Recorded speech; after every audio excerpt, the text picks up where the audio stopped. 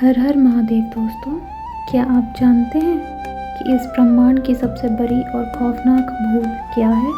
वो भूल है एक शांत, सरल और निस्वार्थ भाव से सब कुछ सहने वाली स्त्री को कमज़ोर समझ लेना। लोग भूल जाते हैं कि जो नारी संसार को चलाने के लिए माँ लक्ष्मी और सरस्वती बन सकती है, वक्त आने पर अपने आत्मसम्मान की खातिर वो साक्षात माँ काली बनकर महापापियों का साम्राज्य शमशान बनाने की ताकत भी रखती है।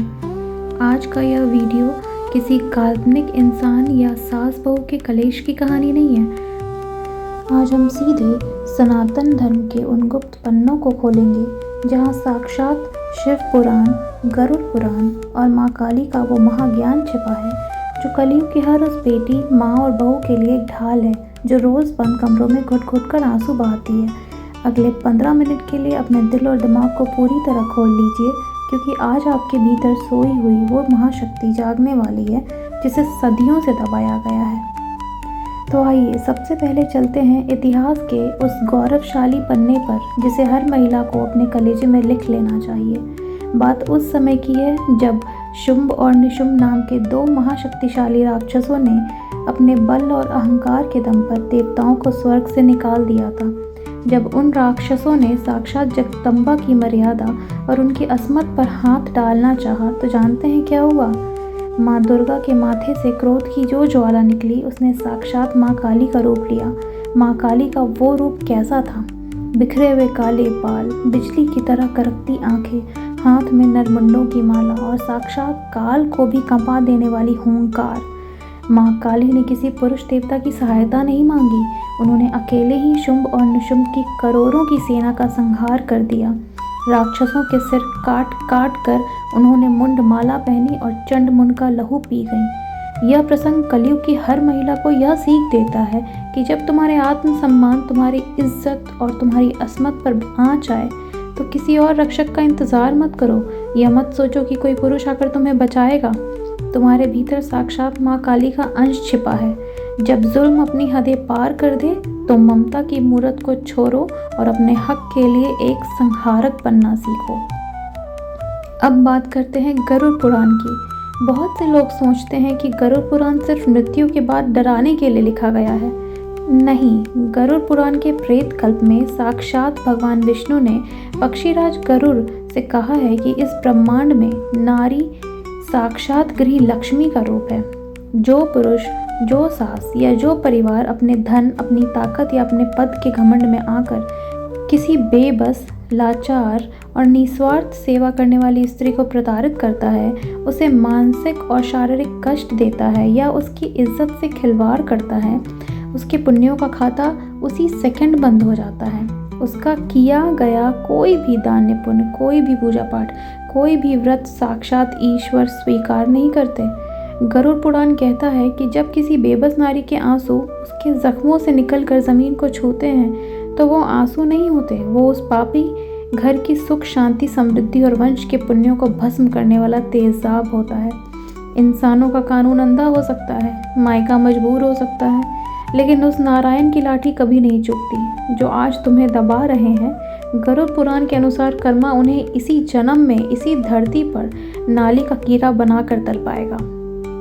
शिव पुराण के विद्येश्वर संहिता में देवाधिदेव महादेव कहते हैं कि मनुष्य 3 प्रकार से पाप करता है: कायिक, वाचिक और मानसिक, अर्थात शरीर से, वाणी से और मन से।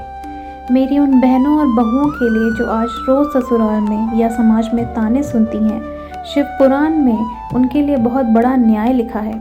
कई लोग सोचते हैं कि हमने किसी पर हाथ नहीं उठाया तो हम पापी नहीं हैं, लेकिन महादेव कहते हैं कि यदि तुम्हें अपनी कड़वी, जहरीली और घमंडी ज़ुबान से किसी सीधे और सच्चे इंसान की आत्मा को चोट पहुंचाई है, उसे अकेले में रोने पर मजबूर किया है, तो वो वाचिक महापाप है।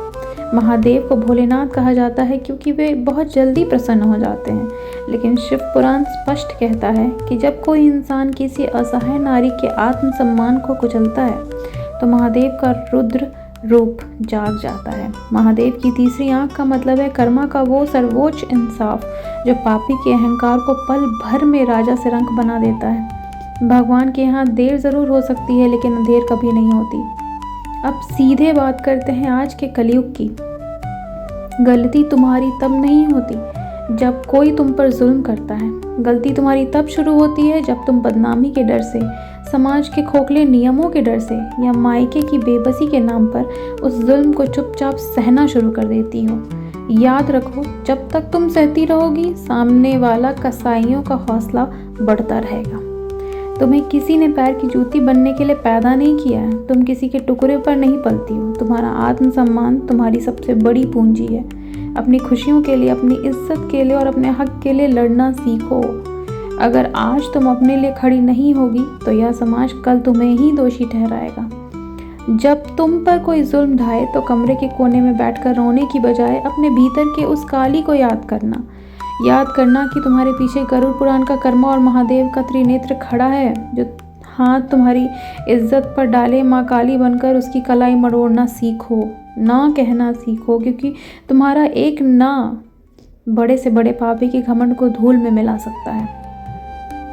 और उन पतियों, उन सासों और समाज के उन दरिंदों के लिए यह एक खौफनाक और अंतिम चेतावनी है, जो सोचते हैं कि लड़की गरीब है, कमज़ोर है, तो तुम उसकी इज्जत की धज्जियाँ उड़ा दोगे।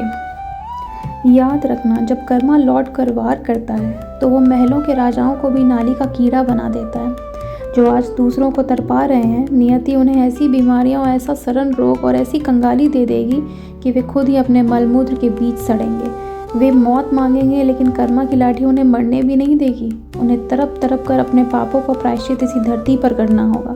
किसी की बेटी को रुलाने से पहले अपनी बर्बादी का ये मंजर ज़रूर याद कर लेना। तुम अकेली नहीं हो, तुम्हारे भीतर साक्षात आदि शक्ति का अंश है। उठो और अपनी शक्ति को पहचानो और इस समाज के दरिंदों को उनकी औकात दिखाओ। अगर आज की यह गरुड़ पुराण, शिव पुराण और माँ काली की महाप्रेरणा आपके सीधे दिल पर लगी हो तो इस वीडियो को अपनी हर बहन, हर माँ और हर सहेली के साथ ज़रूर शेयर कीजिएगा। हर उस इंसान के पास भी पहुँचाओ जिसे अपनी ताकत पर बहुत घमंड है। कमेंट बॉक्स में पूरी श्रद्धा और जोश के साथ जय माँ काली या हर हर महादेव लिखकर अपनी राय ज़रूर दें। ऐसी ही और रोंगटे खड़े कर देने वाली आध्यात्मिक और प्रेरणादायक वीडियो के लिए हमारे चैनल को अभी सब्सक्राइब करें। मिलते हैं अगले वीडियो में, तब तक के लिए सावधान रहिए, अपने आत्मसम्मान की रक्षा करिए और नारी का सम्मान कीजिए। धन्यवाद। जय माँ काली।